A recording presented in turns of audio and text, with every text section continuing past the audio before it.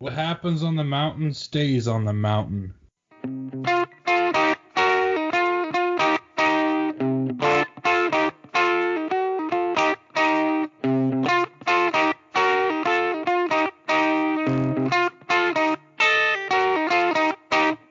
Welcome to the Rendezvous. This week, it's just your host, Davis Alden, joined with our ag correspondent.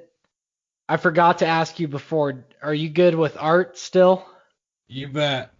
All right. You want to know my last name? Yeah, I forgot. okay. Art, I forgot. Art, I forgot. Well, Art, I forgot.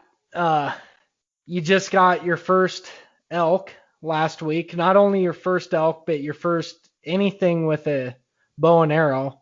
So that's basically what we're going to talk about this week. First off, how'd it go? Oh, it was amazing. I don't think I'll ever want to hunt again with a rifle after just walking around the mountain with my bow. It's just so much. It's hard. It's real hard work, so the outcome's a lot better. You feel like you achieved more once you get something with your bow because you work so hard to get it. So I enjoyed it. Did you like being that close to a big game animal? Having to get Oh, with it? What'd you end up shooting your bull at? at 45s where we got my bull at. We got within other bulls. Like one day we got within a bull about 20 yards, but I didn't have a shot, and we were standing staring at each other. So that was the coolest part. Because even though most of the time I didn't get a shot off or didn't have a shot with them, it was still cool to be up close and personal with them.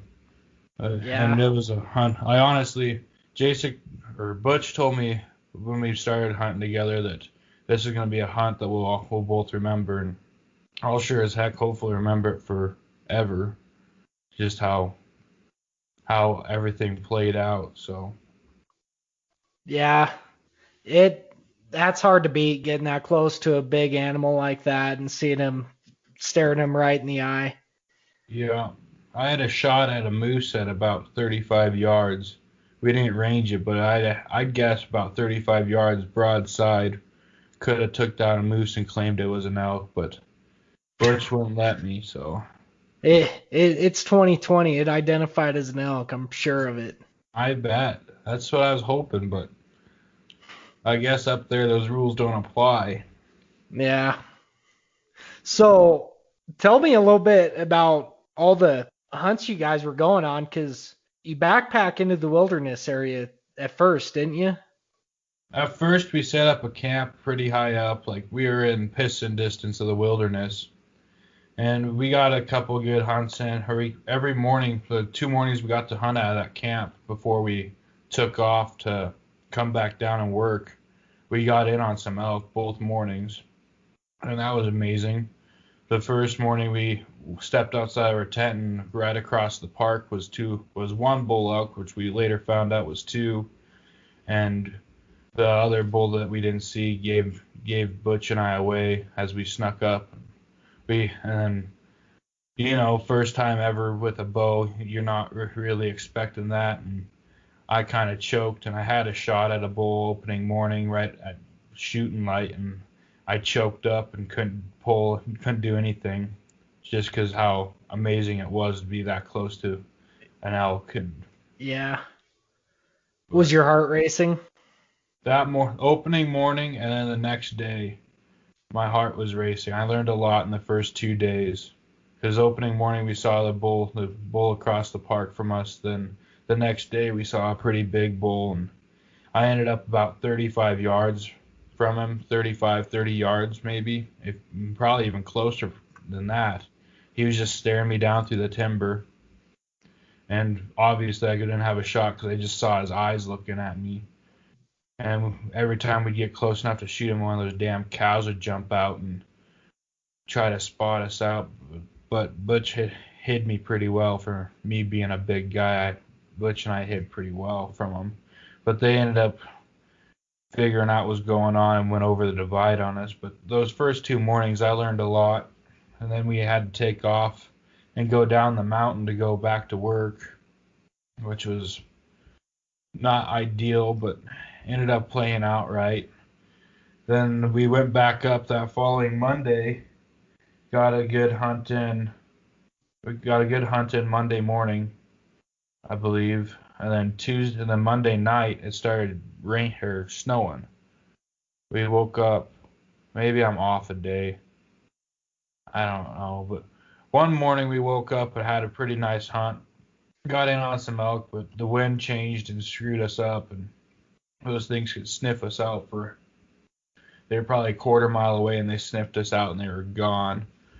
Then that night it just started snowing like a son of a gun. Woke up the following morning, and we had probably 1.5 to 2 feet of snow outside our tent. So we decided that the elk probably took off like we should. So we packed up most of camp and came down.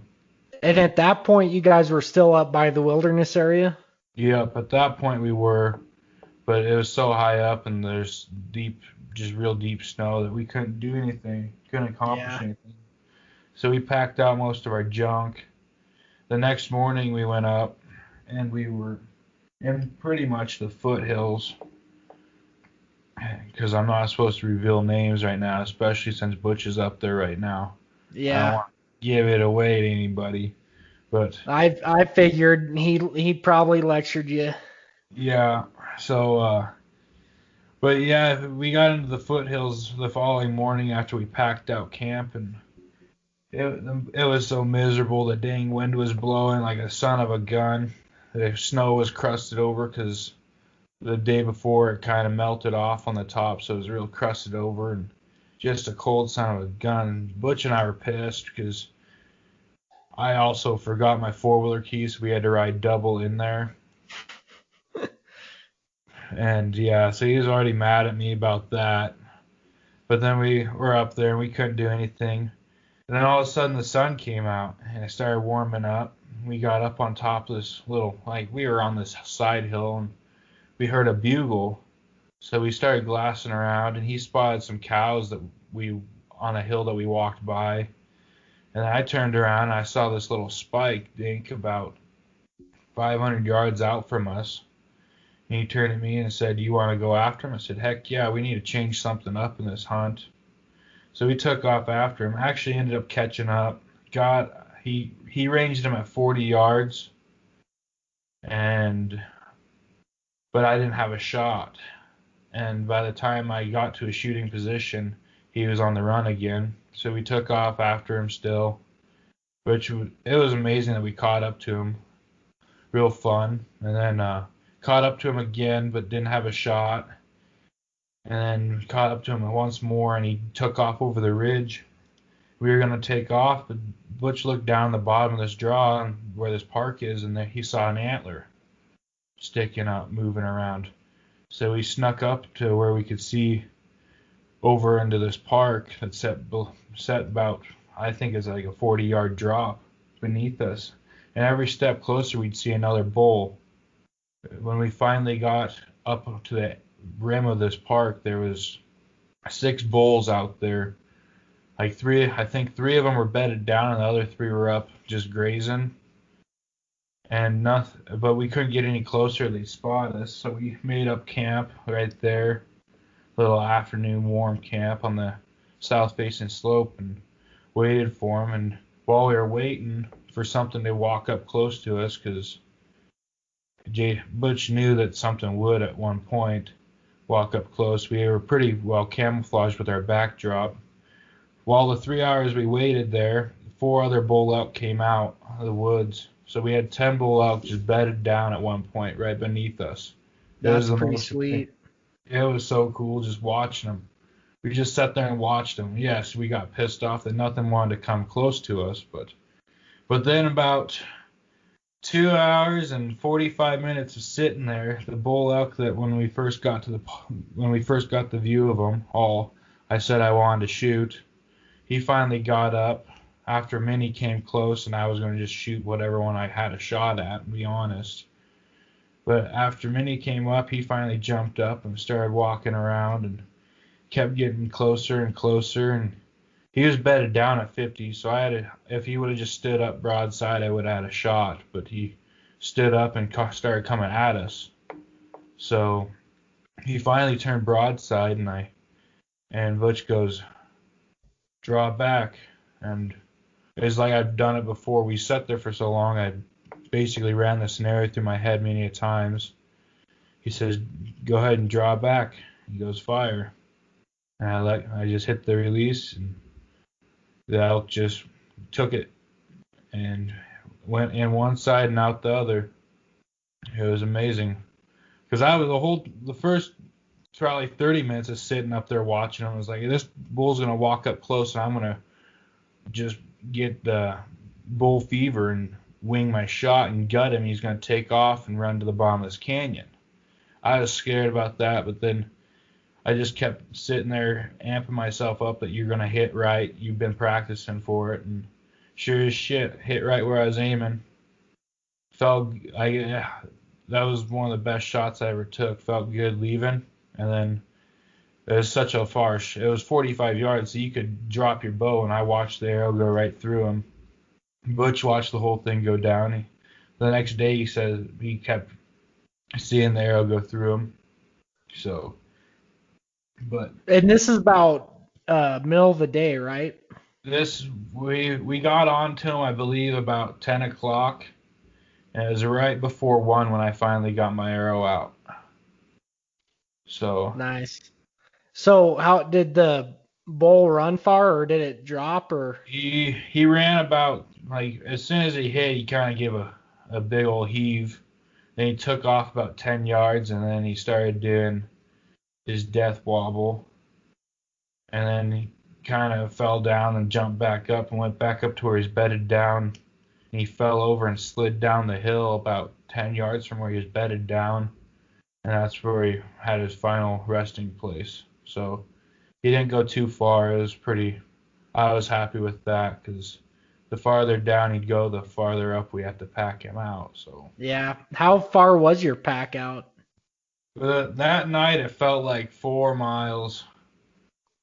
But the following day when we actually packed him out, all these hipsters with their fancy Onyx found out it was only 2 miles, but you had to go over, I think, you went over 2 ridges to get to this hillside, then you hillsided for probably about a half mile to it, ran this hillside, and there was a big slough on there for about 50 yards that you had to navigate across, which was a son of a gun with a pack full of meat, and muddier than snot because the snow was finally melting. But a big shout out to Jordan Carlton.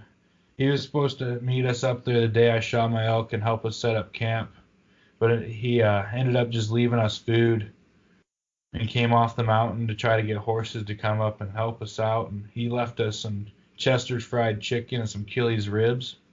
Oh, I've never been so happy. I could have married the guy on the spot.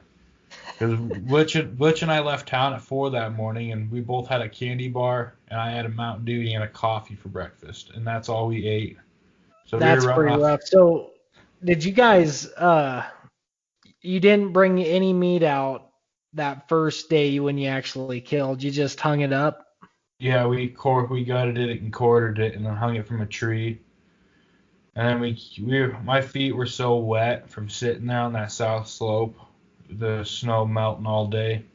So we came off, and we were trying to figure out a plan to either get horses up there or just get a couple other guys. But in the long run, we figured out it was probably safer taking guys in there because it was so muddy. You'd be on that hillside for a half a mile. We didn't want a horse slip off and go all the way to the bottom. Yeah. So who all did you get to help you? We got Jordan Carlton to come help, and then Earl, not yet, was also up there assisting. So 4 of you? Yeah, there's 4 of us. Nice. Which was nice. 165 pounds of meat. I took it into Valley Meats because I was like, screw it. I'll just let them deal with this stuff. Yeah. I'll be back next week to pick it up. They do a pretty good job with it. Yeah, they do. That's who we take our beef to, so do a pretty good job. But yeah, I'm dead serious. I don't ever see myself rifle hunting a deer or an elk again. I never rifle hunted an elk. This was my first ever elk trip, but it's it's just the experience with the bow. I recommend it to everybody in the world. Yeah, I definitely prefer archery over rifle. I only rifle hunt just because if I don't get anything during archery season, I still want to get some meat. So Yeah, come no October, November, might as yeah. well. Last year I just hit a deer with my pickup, so this year I did redeem myself. But Yeah. Well, I've never shot an elk with a bow. I'm still trying to find my first one. yeah, but once you get out of college, we got a good spot now. Yeah. We got we there's a good we know two good spots where you always get on the elk. That was J6 point of doing this with me, having me go up with him. So I learned this while he's gone at Army school, Yeah. playing around I'm, with the Army, that I can go around and do this, show people, but not like yeah. tell anybody else. It's a select hunters club that we're in. I'm a little jealous of you. I never got to archery elk hunt with Jacek, not one time. So hopefully you can teach me what he taught you. Yeah, hopefully I learned a lot, like I said. But yeah, he he's a hell of a hunter.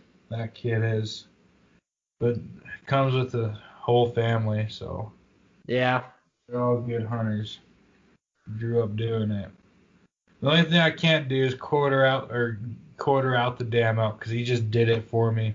I held the shit for him and he got it all done. All right, I don't care. I'm ready to go home. Yeah, that's what he's done when he's been elk hunting with me and I get one with a rifle. He just takes the knife and does it all himself. Yeah, he's gonna make a good guide one day. Oh yeah. That's the way it So is. what weight was your bow at? I think it's about 75.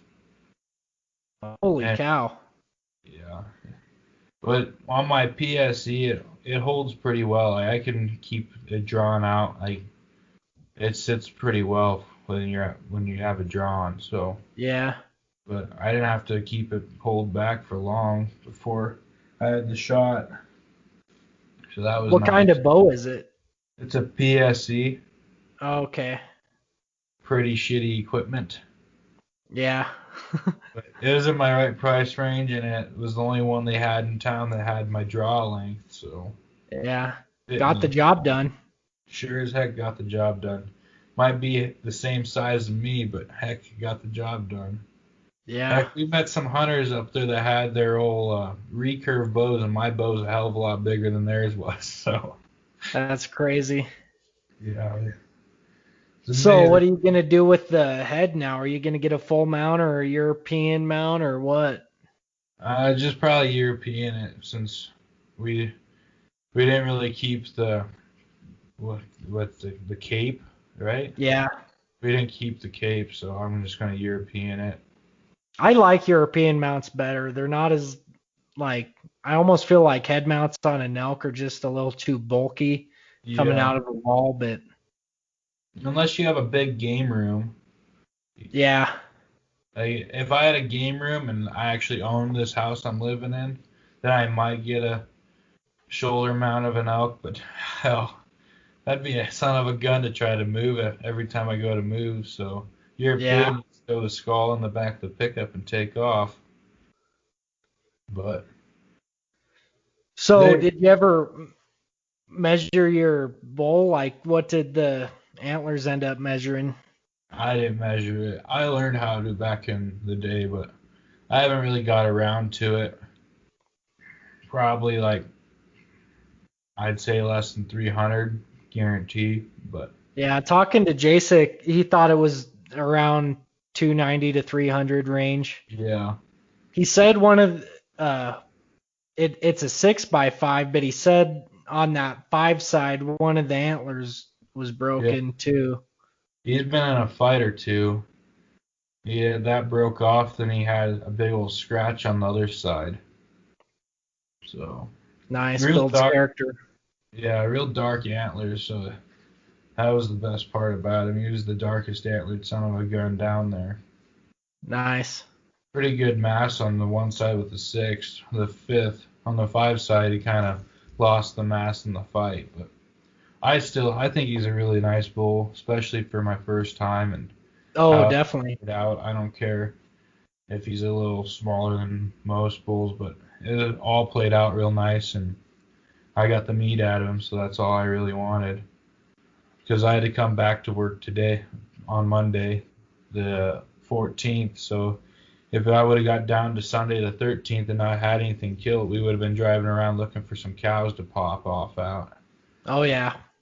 Because I just wanted the meat. Need to change up my beef diet a little bit.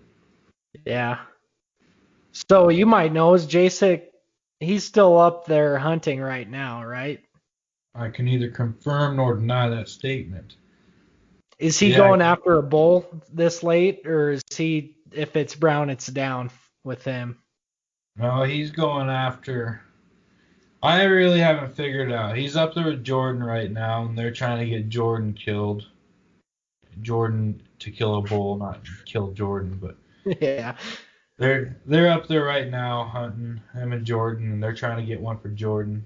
I found out tonight that they got into him really big tonight, but they couldn't get close enough without spooking him out of the water. So I feel like tomorrow morning, if they wake up in the middle of the night and there's a three 375 plus bull outside their tent at any point, J6 gonna kill it, no matter what.